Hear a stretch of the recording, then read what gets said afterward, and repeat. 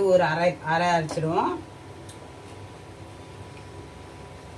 Cola உருண்டைக்கு இதுலேயே சிக்கனை போட்டு அரைச்சிப்போம்.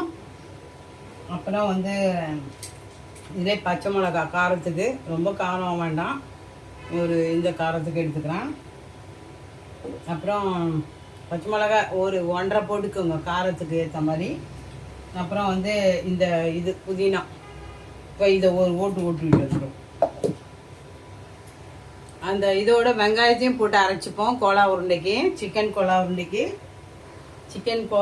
சிக்கன் வெங்காயம் பின்னா சோம்பு, அப்புறம் வெங்காயம், பச்சை மிளகாய், கொஞ்சம் அது என்னது புதினா இலையை போட்டு அரைச்சிக்கணும். சிக்கனும் சேர்த்து அரைச்சிக்கிட்டோம். இப்போ அரைச்சதெல்லாம் ஒரு பாத்திரத்தில் போட்டு வச்சுக்கலாம். இப்போ கடாய் காஞ்சிட்டு இருக்கு, அதுக்குள்ளே பொட்டுக்கடலையை கொஞ்சம் பொடி பண்ணிட்டு வந்துடுவோம். இதுதான் காட்டிட்டு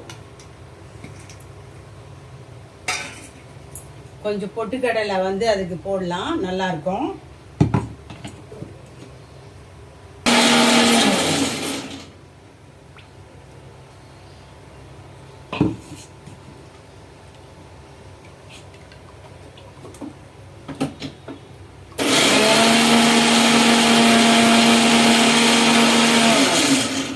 பொட்டுக்கடலை அரைச்சிட்டு வந்துட்டேன். அப்புறம் சிக்கன் எல்லாமே போட்டு அரைச்சாச்சு. கோலா உருண்டைக்கு தேங்காய், சோம்பு, அப்புறம் பச்சை மிளகாய், அப்புறம் இந்த புதினா, அப்புறம் கொஞ்சம் வெங்காயம், அப்புறம் சிக்கன் எல்லாம் போட்டு நம்ம அரைச்சிக்கிட்டோம். பொட்டுக்கடலை கொஞ்சம் போட்டுக்கலாம். அரைச்ச பொட்டுக்கடலையும் கொஞ்சம் மிக்ஸ் பண்ணிக்கலாம் போட்டு. அப்புறம் உப்பு, தேவையான உப்பு கொஞ்சம் போட்டுக்கலாம். தேவையானது.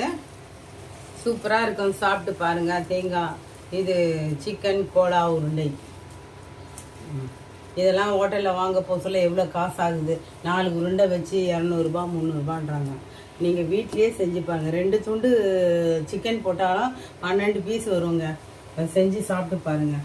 வீட்லேயே குழந்தைங்களுக்கு எது கேட்குதோ நம்மளே செஞ்சு கொடுக்கலாம். சாப்பிட்டு பார்த்தேன். பொட்டுக்கடலை எல்லாம் போட்டோன்னா எவ்வளோ நீட்டாகிடுச்சு பாருங்க. பாத்திரமே க்ளீனாகிடுச்சு. என்ன இதில் பரட்டி எடுத்துருக்காங்கன்னு தெரியாது, நல்லா இருக்குது. இப்போ கோலா உருண்டையை நம்ம பிடிச்சி எண்ணெயில் போட்டுடுவோம். இந்த மாதிரி போட்டுப்போம். பிடிக்க வரலன்னா ஒரு முட்டை வேணால் சேர்த்துக்கோங்க. இல்லைன்னா பொட்டுக்கடலையே குழந்தைங்களுக்கு போட்டு கொடுங்க, ரொம்ப நல்லது. பொட்டுக்கடலைலாம் போடலாம். ஸ்லோ ஃபயரில் வச்சுப்போம். எண்ணெய் காஞ்சிச்சு, போடுறேன்.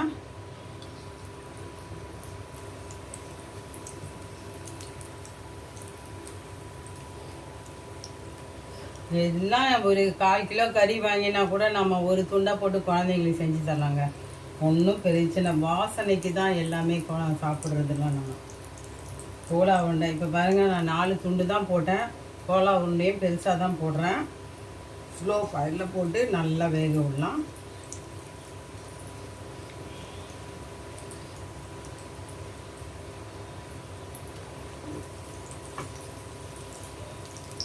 இது இப்போ அரைச்சதே நம்ம டேஸ்ட் பண்ணாலே அவ்வளோ டேஸ்ட்டாக இருக்குங்க. கோலா உருண்டை எடுத்து அது என்னது தக்காளி சாஸோடு வச்சு சாப்பிட்டா ரொம்ப டேஸ்ட்டாக இருக்குங்க. நீங்கள் ஹோட்டலில் போனால் சிக்கன் பிரியாணி கோலா உருண்டை ஆர்டர் பண்ணுவீங்களா, அது எவ்வளோ காசு இருக்குது. வீட்டிலே செஞ்சு கொடுங்க குழந்தைங்களுக்கு. இப்போ திருப்பி விடலாம், ஸ்லோவாக வச்சுக்கலாம். பாருங்கள், கோலா உருண்டை, சிக்கன் கோலா உருண்டை சூப்பராக இருக்குங்க. சாப்பிட்டு சமைச்சு பாருங்கள். எதுவுமே கஷ்டமே கிடையாது. எப்படியும் பிளைன் ஓட்டுறீங்க, ஏரோப்ளைன் இது பண்ணுறீங்க, ட்ரெயின் ஓட்டுறீங்க, ஆட்டோ ஓட்டுறோம், இவ்வளோ பெரிய வண்டியே ஓட்டுறோம். இதெல்லாம் நமக்கு சமையலெல்லாம் அறையில் இதெல்லாம் ஈஸிங்க. இதெல்லாம் ஒரு கஷ்டமும் இல்லை. லேடிஸ்க்கு நீங்கள் எல்லாமே சாதிக்க முடியும் இந்த சிக்கன் கோலா உருண்டையோடு. இப்போ கோலா உருண்டை ரெடி பாருங்கள். கோலா உருண்டை ரெடி. எடுத்து சாஸ்